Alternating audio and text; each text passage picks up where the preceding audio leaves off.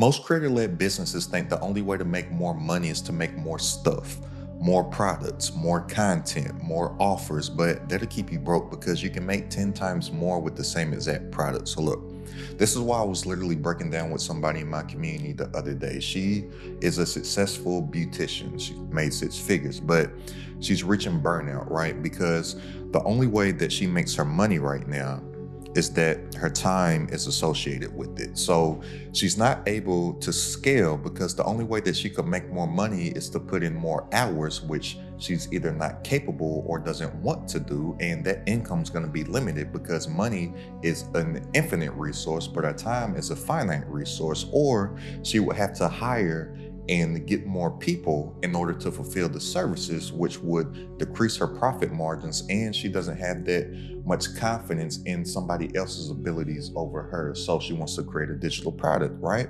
Teaching the things that she knows to people that want to learn the skills to run this successful business that she's done. Well, her idea for her digital product was going to be an ebook.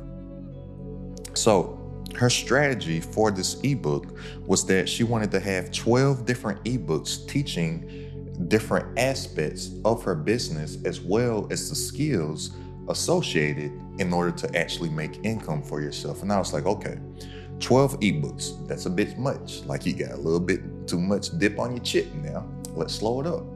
Because look at this. If this is her right here, and she wants to create this ecosystem around herself with these different ebooks. 1, 2, 3, 4, 5, 6, 7, 8, 9, 10, 11, 12.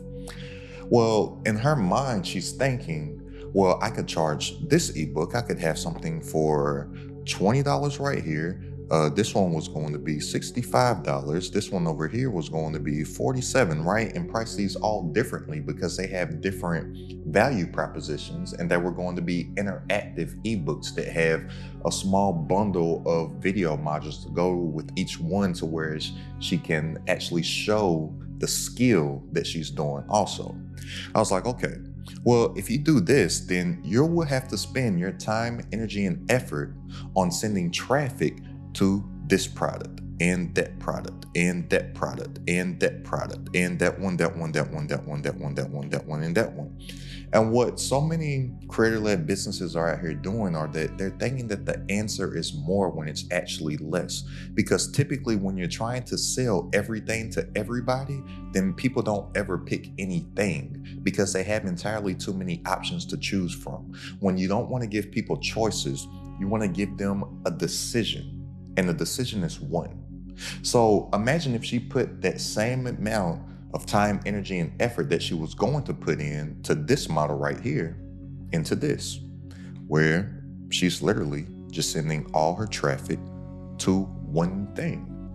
And then all of these different 12 ebooks or 12 interactive ebooks that she had right there, I was like, well, each one of these could just be a module in the comprehensive course that has a higher value.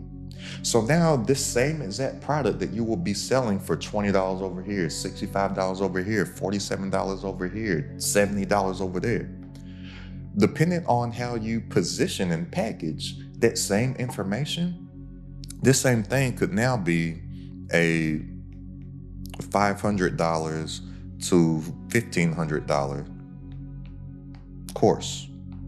That same exact information could be packaged as a 6-month, $5,000 program, which has this same exact course right here that will be sold one-off, maybe around this range. But if she adds access to herself over a short time period, it's now a $5,000 product or more. The same exact thing. Or you could now take this same exact product right here, to whereas you were thinking of chopping all this up, you could have access to it, and then you could have it be a monthly recurring revenue model, to whereas you may have some type of community access. So whereas in the community, it comes with the community plus the course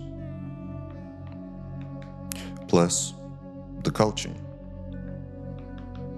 because that's really all that you need to have a monthly recurring revenue model, community basis. You need the triple C's. You need coaching, course, and a community. And that could be priced at whatever price point that she wanted to whereas instead of having to go and get new sales each and every single month and focus on raising the bar, she could focus on raising the floor to whereas no matter what, the first of next month, that you have at least this much amount of income coming in each month. And then instead of having a business model like this that's always fluctuating, you have a business model that's like this. You reach a new plateau, you have a new low. No matter what, next month you're going to make at least this much money. Then you focus on retaining these people right here while you bring in some more people. Now you reach a new plateau and you're focused on raising the floor instead of raising the bar. And instead of focusing on reaching new heights, you're focusing on reaching new lows. So, no matter what, you have at least this much money coming in each month. So this is the thing that is really inhibiting creator-led businesses, just period. And I'm speaking from experience. This isn't just any theory. This is fact. This is what I know because I suffered from the same thing. So when I first took my business 100% online, I made my first $1 million in about, let's say, 18 months, right? With my first and one only digital product when I had one. And I was like, okay, I'm sitting here and I'm making so much money with this one thing. Well, what'll happen if I have a new launch each and every single month? Because if I made all this money with this one thing, then I'm going to 12x my results if I just have 12 offers. Well, guess what happened? My income started to dwindle off. And I was like, man, what is happening? I have all this stuff available and I'm making way less money than when I only had one thing available. It was because I was splitting my traffic and I was giving people options to choose from instead of one thing that they can make a definitive decision on. So what you need to understand is that amateurs make money on the front end and experts make money on the back end.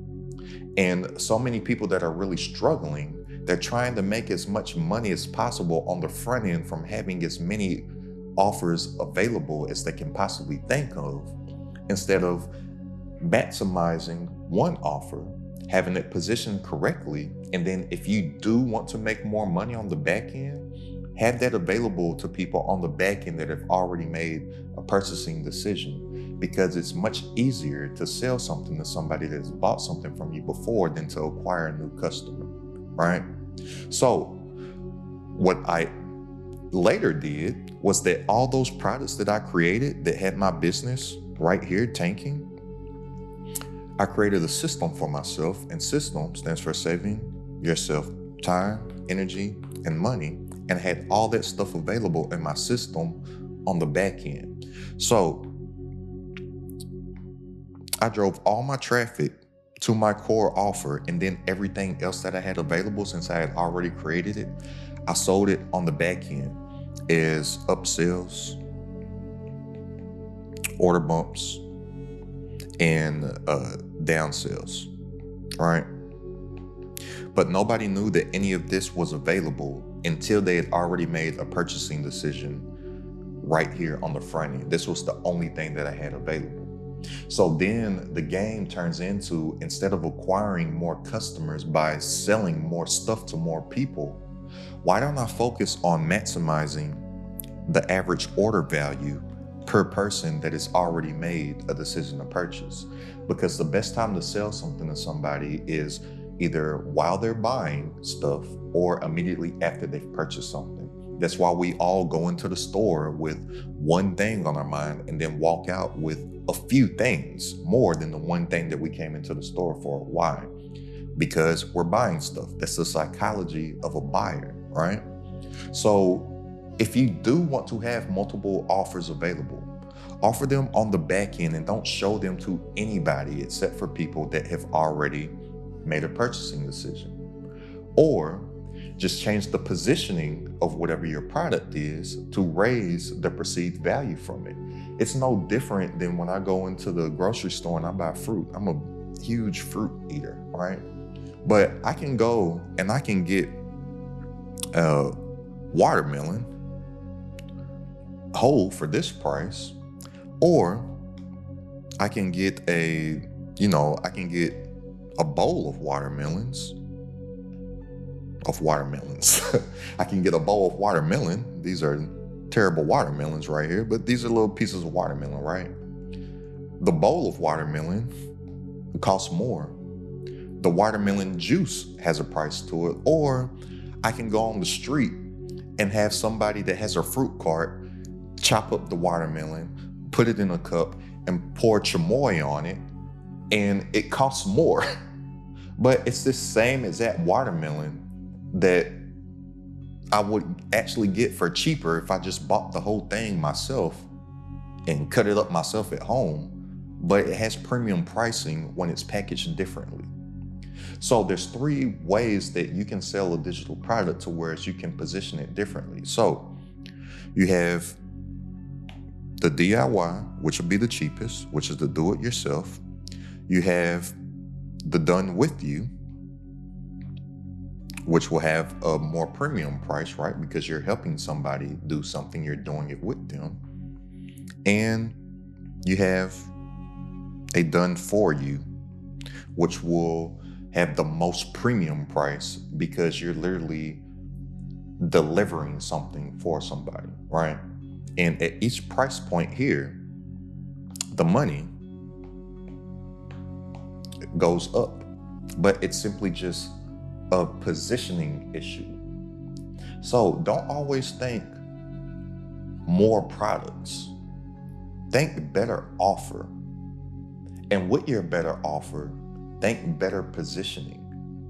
Because the same exact thing that you have now, positioned differently, with the same exact process and the same exact information, can make way more money if you just position it properly versus thinking of what else can I make. And most people that are thinking, what else can I make, haven't even really made any money for real off of the one thing that they do have. So I'm like, if you haven't made any money off of what you have right now, why do you think people are going to want to buy 5 other things from you?